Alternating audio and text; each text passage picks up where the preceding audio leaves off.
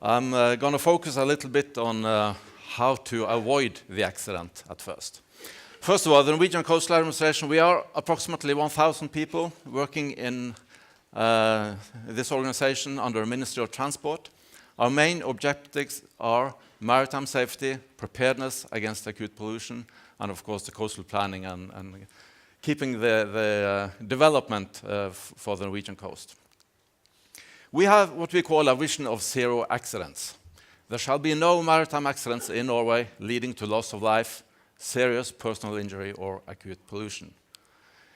So going back to the video, you could argue the best way, the only way to really avoid casualties there was not to have the binoculars on the polar bear, not to push that far into the ice edge, but to restrict the operational characteristics a little bit else. I'm going to talk a little bit about that. First of all, we have a lot of tools when it comes to maritime safety. This is the ones that we as an organization is heading. I'll come a little bit back to that, some of these later. We have looked earlier today into the activity in Arctic water, so I'm going to skip this with one exception. A little bit closer look at this one. We see in the area between Norway, the mainland of Norway and Svalbard, there's a lot of fishery activity, a lot of petroleum activity. Around Svalbard, it's mainly cruise activity and fishery in the vicinity there. You can also see some shipping lanes off the coast of Norway, and I'll come back to those in a little bit. We have talked a little bit about this earlier today, so I'm just going to say that yes, there has been an increase in cruise at Svalbard. Not so much the last couple of years actually, but ships are getting bigger, and that worries us a bit. We also see a bigger push for expeditionary cruises now. Over the last decade, we have done a lot to minimize the probability of accidents at Svalbard. For us, it was a major breakthrough when we, in 2012 to 15, got the acceptance of implementing mandatory pilotage at Svalbard. That means that in all big vessels, we do have a pilot, one of our employees aboard, a man or a woman who is specially skilled and trained for those waters, for ice operations and for maneuver handling in various conditions. And they also have a very good knowledge on what resources there will be nearby. So that's very, very important for us. It has one extra benefit.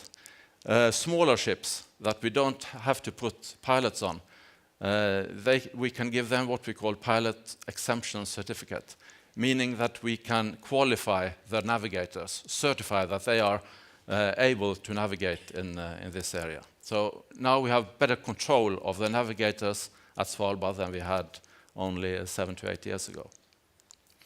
Another major breakthrough for us when we established what we call a vessel traffic service, VTS at Vardø, at the easternmost tip of Norway.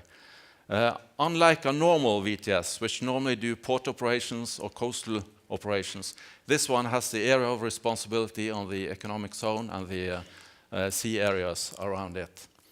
So its main focus is actually the traffic off the coast, the fishery activity, the cruise traffic around Svalbard, etc. And together with instruments like this one, this is an IMO instrument that we have put in place together with our good neighbors. That means that we share data on incoming traffic with the VTS on the Russian side. Very important to increase the situational awareness. And when something happens, we do have some emergency tugs that can actually take the vessels before they reaches the shoreline in case of machine problems and things like that. In addition, at Svalbard, we do have aids to navigation, and we have done a major activity the last, I would say, 6 to 7 years in order to renew these. These are very modern with solar panels, batteries, LEDs, and we don't have very many at Svalbard. I think it's approximately 50, but some of them, like this one, is also very important for helicopter traffic in order to navigate helicopters at Svalbard. So they are also important in search and rescue operations. One thing that is extremely important when something happens is that you have the overview of the situation. You know where your resources, where neighboring vessels and everything like this is. Very important. We have the mandatory LRIT that positions some of the ships at a slow rate, but what really was a revolution for us was when we started with our own AIS satellites. And these are satellites like the one you have pictures of here. I mean, these are shoebox sizes. They are half the size of this projector. And the first one we launched in 2010 has been tumbling around ever since and is still working. So today we have 4 satellites with its sole purpose to track global ship traffic and in the northern areas, high north in particular. Data is downloaded at Svalbard at the big station there and at our own small station close to Vardø in mainland. Very important for us. This gives us also the opportunity to have pictures like this where you see exactly where the traffic is.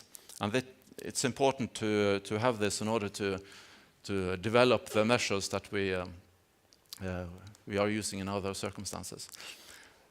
At Svalbard itself, we also is in a process now of building out a land-based, a ground-based system for surveillance. And there we are putting self-sustained units like this. Again, solar-powered, battery-driven, no infrastructure around it, in order to monitor the traffic and know precisely at every given time where all the vessels at Svalbard is. Some of these instruments we are putting on existing systems. You can see some of the challenging environments, for instance, up to the right there.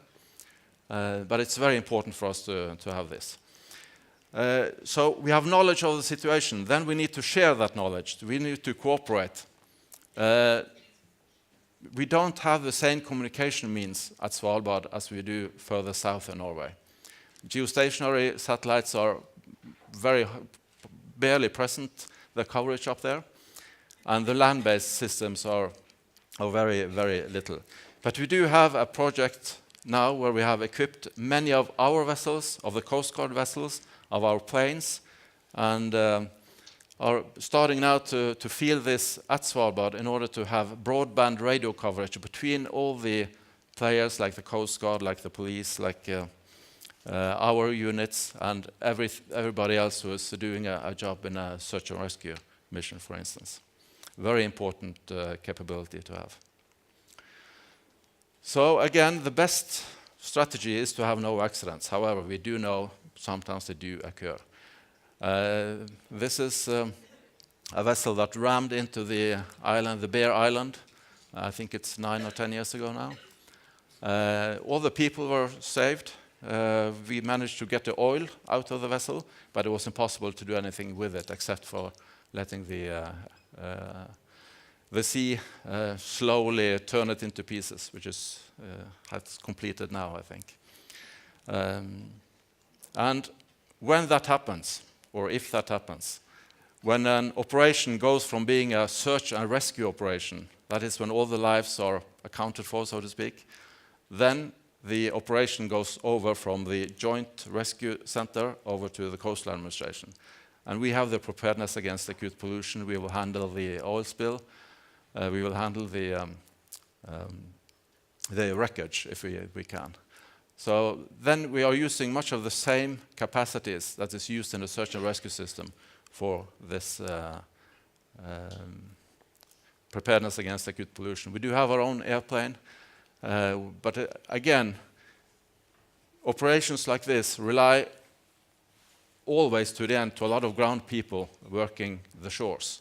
At Svalbard, there are no people to work the shores. So it's a very different dynamics when something happens up there. We did a big exercise a few years ago, trying to cooperate between all the various players. You can see our vessel to the left here and the police Sysselmann vessel, governor's vessel at behind. And very successful, but it learned us quite a lot of things about some of the findings you have in the SARINOR report, that communication is important, that the to be able to share the data between all the players is extremely important to have a successful operation. And of course, then you have all the environmental aspects as Svalbard, which makes it very, very tough for this purpose.